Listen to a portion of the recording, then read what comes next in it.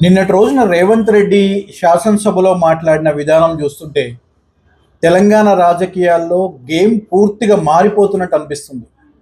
ఒకవైపేమో రేవంత్ రెడ్డి, మరోవైపేమో ఇంతకుముందు అజరామరంగా విరాజిల్లినటువంటి భారత రాష్ట్ర సమితి నాయకులు.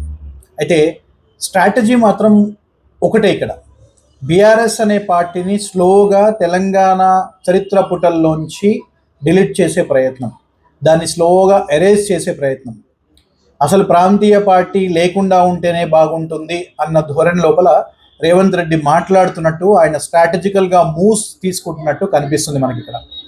అయితే దీనికి నిదర్శనం ఏంటిది? అవినీతి కేసులు బయటతీయడం, కీలక నాయకులను టార్గెట్ చేస్తూ మాట్లాడడం, బీఆర్ఎస్లో వివాదాలు పెంచే ప్రయత్నము, కానీ వీళ్ళు పెంచకముందే వాళ్ళే కొట్టుకొస్తాను మధ్యలో. అయితే గ్రౌండ్ లెవెల్ క్యాడర్ని డీమోరలైజ్ చేసే ప్రయత్నం మాత్రం చాలా గట్టిగా చాప కింద నీరులాగా కాంగ్రెస్ చేస్తుంది వాళ్ళ తెలంగాణలో. అయితే ఫలితం ఏమవుతుంది? బీఆర్ఎస్ బలహీనమవుతుంది. సో ఈ మధ్యలో బీఆర్ఎస్లో కీలక నాయకులందరూ కూడా ఎక్కడ డోర్ ఓపెన్ అవుతుందా అని చెప్పేసి అని ఎదురు చూస్తున్నట్టుగానే కనిపిస్తుంది పరిస్థితులు చూస్తుంటే. అయితే నిజంగానే బీఆర్ఎస్కి ప్రత్యామ్నాయం ఏదన్నా ఉందా అంటే అది డెఫినెట్గా బీజేపీయే. జై శ్రీరామ్, జై భారత్.